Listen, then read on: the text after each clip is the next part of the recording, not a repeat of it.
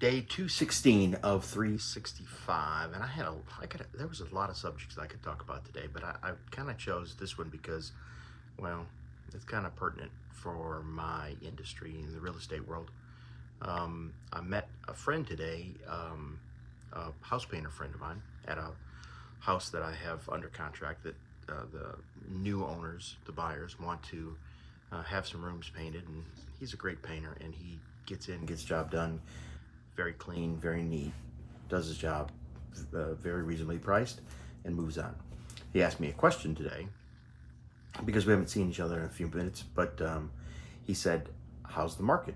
How is the real estate market treating you?" And I said, "It's doing fine. I mean, look, the reality of it is if you want to move or you need to move, you just have to make an adjustment to what you can afford.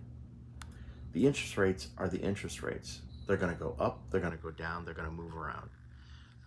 They've been as low as what we saw 2 years ago at 2.25 or 2.5, and they've gone all the way up to 12 or 13% in the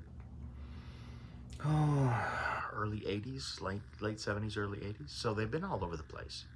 So you just have to be able to make the adjustment appropriately. Everybody has to live somewhere. If you're renting an apartment, you certainly are not gaining any equity in that apartment.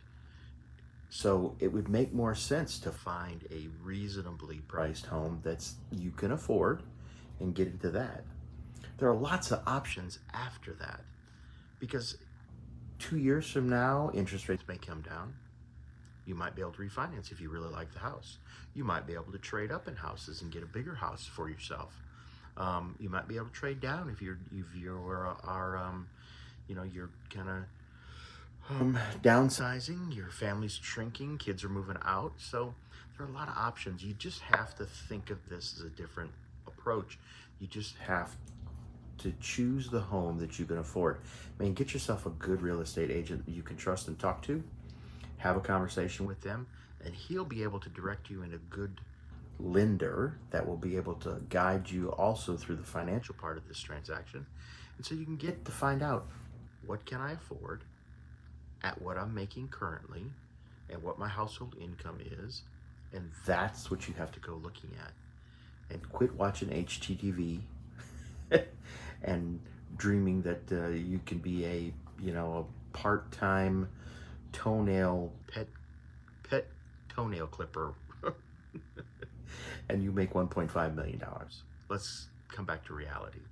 And you have a good job, and your spouse or your significant other may have a good job also. There's a number in there that you both feel comfortable with. I know a lot of people who are paying $1,100, $1,200, $1,500, $1,800 in rent. You'd be really surprised what that converts into a home.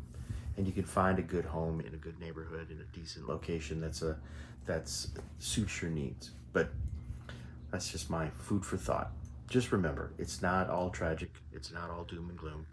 It is, you just have to adjust what you can afford, just like anything else. So I hope you had a great day tonight. I had a fantastic day today. It really, really was like one of my top days today. It was really good.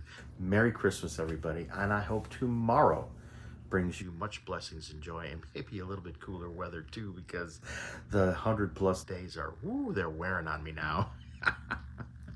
We'll see everybody again tomorrow. Bye-bye.